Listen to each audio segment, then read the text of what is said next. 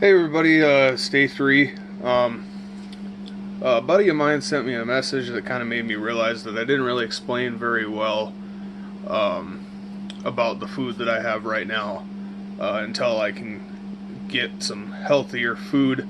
I kind of, I guess, probably made it sound like I had like horrible food, like really unhealthy food, and that's not really the case.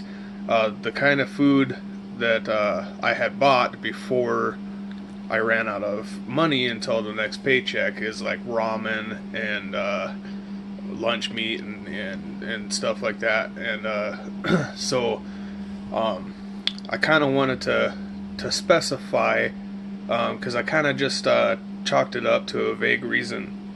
I think in my last video of that, it's easy to lose weight in the beginning, which is part of it, but I also I have my ramen noodles. When I have my ramen noodles, I use very little seasoning. I don't even use one packet because I leave some water in the bottom when I drain them.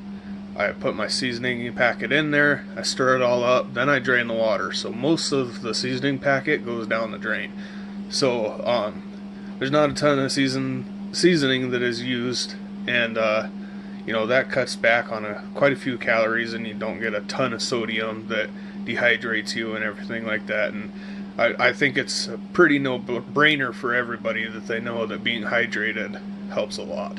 And so just little stuff like that. I work with what I have to make it as healthy as possible until I can get the healthier stuff. Bottom line is that if you're in a calorie deficit, you're going to lose weight. So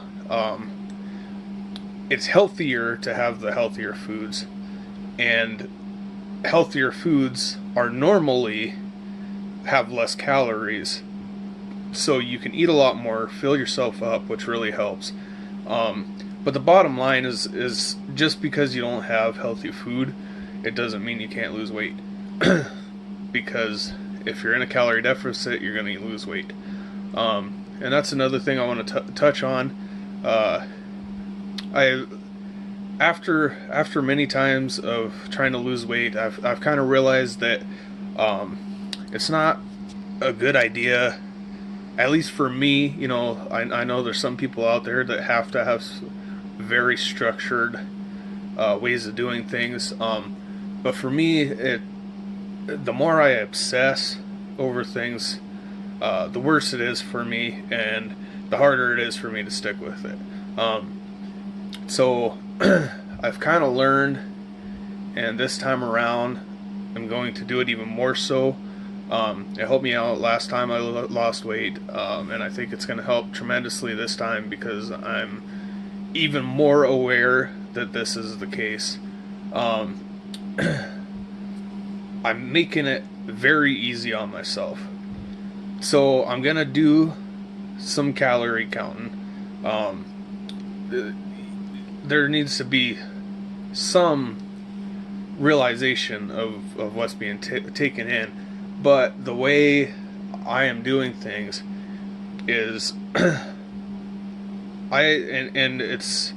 it's gonna work even smoother for me with my job being somewhat active. Some days it's very active, and so it's probably better for me as opposed to somebody working an office job or something like that. I'm probably going to have faster results, but especially if you're in the same boat as me, it makes it really easy if you do what I do. So I go in the gym, I figure out what my calories are going to be.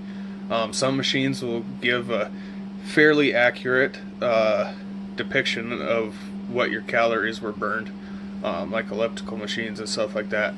And when I say fairly accurate, I mean, if it's 50 calories off or whatever, figure in for that. I mean, you need to allow for some leeway.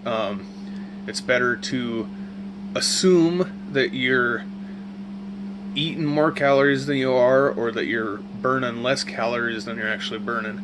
But I take whatever calories I burn in the gym. Let's say that I burn 1,500 calories in the gym. So when I come home, after I go to work and I hit the gym, I come home and I eat 1,500 calories. Because then I know I'm automatically in a deficit. So I don't have to obsess over counting every single calorie, making sure that it's balanced with what I'm burning, and I don't count the calories I burned at work. I don't count the calories sitting on the couch. I mean, I'm sure most people probably don't count calories sitting on the couch or something, because that would just be kind of silly in my opinion to, you shouldn't even count those. But I don't count any calories burned except what I burn in the gym. And it makes it a lot easier for me if I do that, because then I know I'm automatically in a deficit. And it's also beneficial because, I've ran into instances before where I couldn't calculate the exact calories. Something doesn't say it, or I go out to eat with my friends or something, and we'll go to like Subway or something that has some decent nutritional options. It's never gonna be health food when you're going to a fast food restaurant, but it has healthier options, low calorie options. And so it's I've ran into issues like I've gone to a place, I've gone to a health food restaurant where it's actually got legitimately healthy food, and they don't have nutrition facts. They had nutrition facts for like their smoothies and their but they don't have nutritional facts or calorie count on any of their food.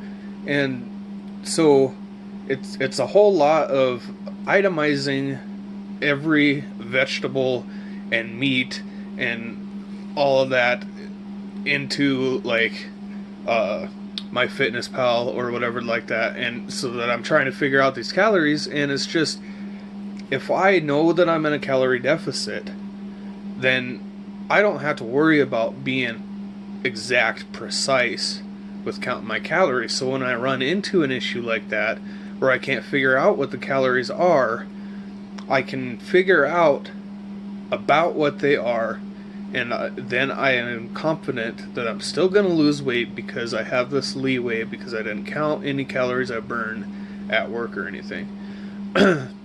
So I just kind of wanted to touch up on that. I think if there's somebody like me who watches this and they're kind of the same way, that maybe it might help them out. So I wanted to touch up on that.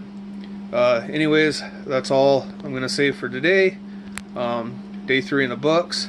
I believe I lost 3 pounds this morning. I'll post the clip probably at the beginning of the video. But that's it for now. Until next time, see you later.